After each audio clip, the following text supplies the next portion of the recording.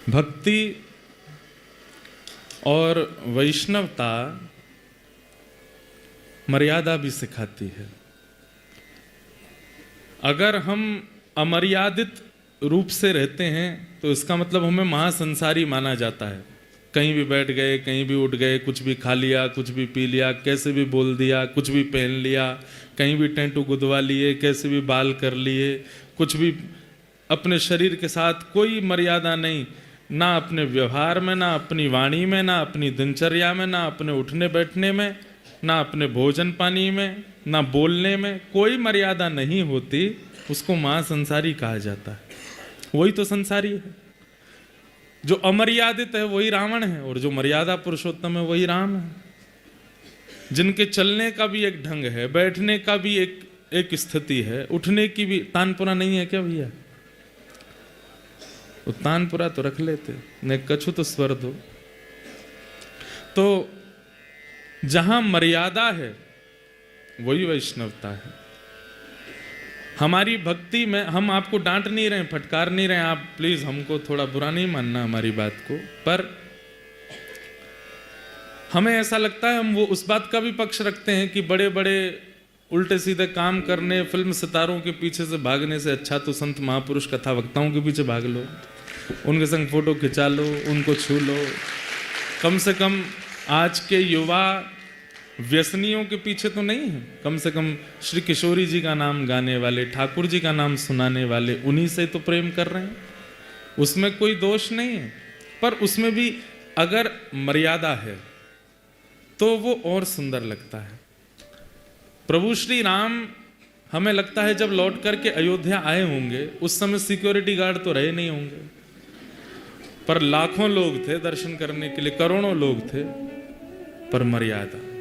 दूर से ही देख रहे, दूर से ही बस नैनों की पुतली में विराजमान करने का प्रयास कर रहे हैं। ये बात अलग है कि सबकी इच्छा है कि हम उनको स्पर्श कर लें, पर कहीं ना कहीं मन में ये विचार भी कर लेते हैं कि अगर हम कहीं समीप गए, इतने श्रमित राम जी आए हैं 14 वर्ष के बाद, कहीं हमारे द्वारा कुछ अपराध बन गया, उनको चोट आ गई या लग गई या श्रमित हो गए, तो इच्छा तो सबकी है कि स्पर्श कर लें, हृदय से लगा लें, पर दूर से ही केवल नेत्रों से निहार रहे हैं। नेत्र सजल हैं सबके। हम आपको, हमारे लिए, हम पे तो चढ़ बैठो, हमको कोई दिक्कत नहीं, पर कल को कोई और महापुरुष आवे और भी आवे। हमें पता है कि दंडी सिद्धपीठ जहां हम लोग अभी बैठे हैं, दंडी स्वामी जी महाराज की, यहां बड़ी मर्यादा से रहते हैं सब लोग। यहां पर ही नहीं होता, सब जगह होता है। जहां भी कथा करने जाते हैं वहां एक आध उंगली हमारी कभी फ्रैक्चर होने ही वाली है, ऐसा लगता है, पर हमारे साथ हो जाए कोई। आप लोग भी खूब मर्यादा धारण करो। कल को किशोरी जी अगर अपनी सहचरी बनाना चाहें, लाल जी अपनो सखा बनाना चाहें, तो वो अभी निरीक्षण कर रहे होंगे, तिलक तो लगावे, कंठी तो पहने, एकादशी तो करे, पर मर्यादा कितनी है, हमारे संग रहवे लायक है कि ना है। और जब देखें कि ना है, या में तो रूप अभी भक्त को आ गयो, पर हृदय में अभी वैसी इच्छा नहीं आई है। तो ठाकुर जी कहीं हमें वंचित ना कर दें अपने सखा मंडली में लेने से, किशोरी जी कहीं वंचित ना कर दें अपनी मंजरी में लेने से। बहुत मर्यादित रहो। कितने वैष्णव ऐसे हैं हमारे वृंदावन में, बिहारी जी के सबसे दूर से दर्शन। आप लोग जगन्नाथपुरी गए हैं? कितने लोग जगन्नाथपुरी गए हैं? इतने ही गए बस? इतने ही लोग जगन्नाथपुरी गए हैं? जय हो लुधियाना वालों। ऐसा मोह अच्छो नहीं है अपने घर से, चले जाइए एक बार। जगन्नाथपुरी में गरुड़ स्तंभ है, दर्शन होते हैं। गरुड़ स्तंभ के पीछे से सब लोग घूम के जाते हैं, आगे दर्शन होते हैं। कभी कभी भीतर के दर्शन खुले होते हैं तो और भीतर जाते हैं, और जगन्नाथ जी से फिर भी दूरी रहती है, कम से कम 2 द्वार की दूरी से दर्शन होते हैं। पर गरुड़ स्तंभ से अगर आप दर्शन करते हो तो कम से कम 4 द्वारों की दूरी पर हो आप।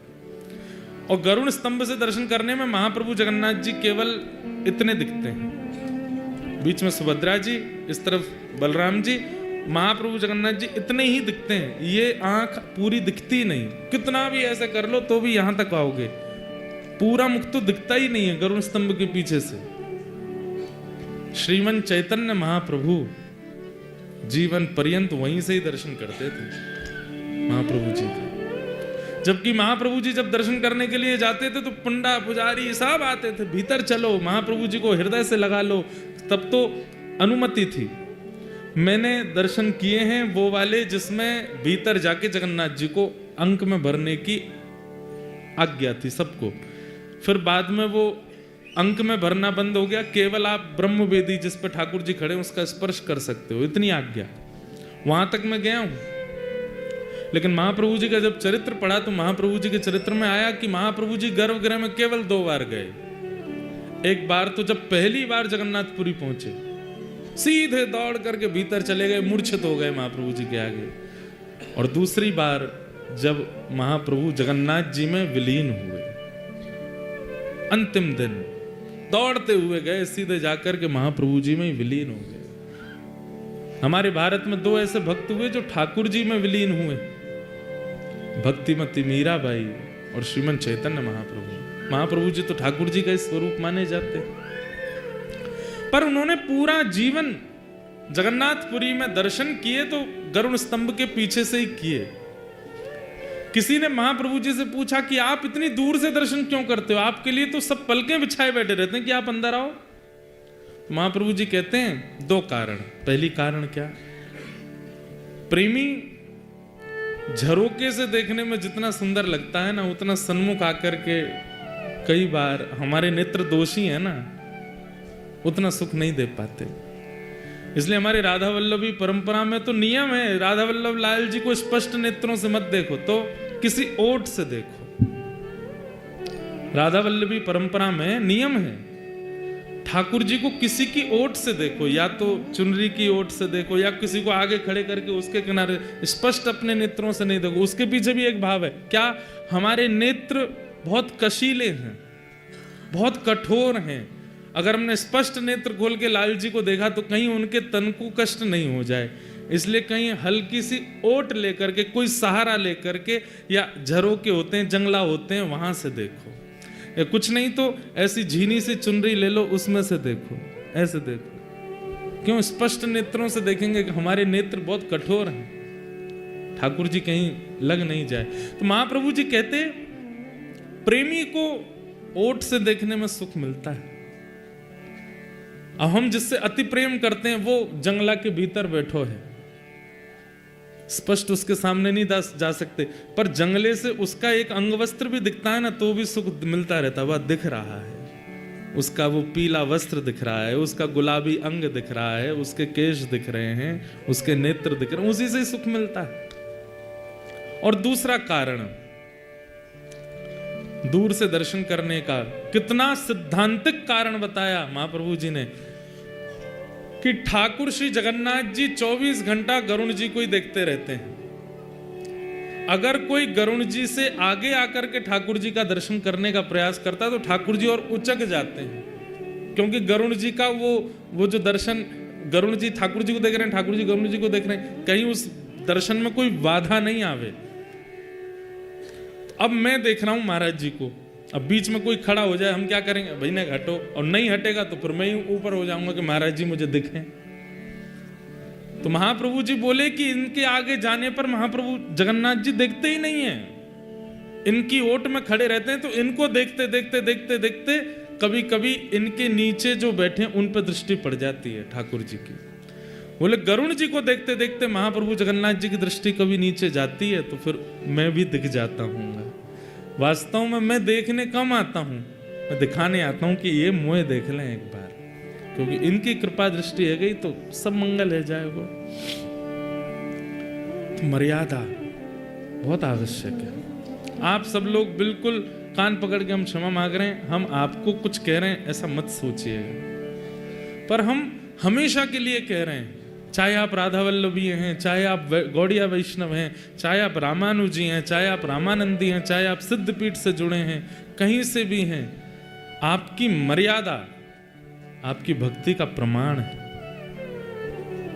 कई लोग होते हैं मिलने आते हैं ना, तो उनके प्रणाम का तरीका, मिलने का तरीका, शब्द बोलने का तरीका बता देता है कि केवल फोटो खिंचाने आए हैं।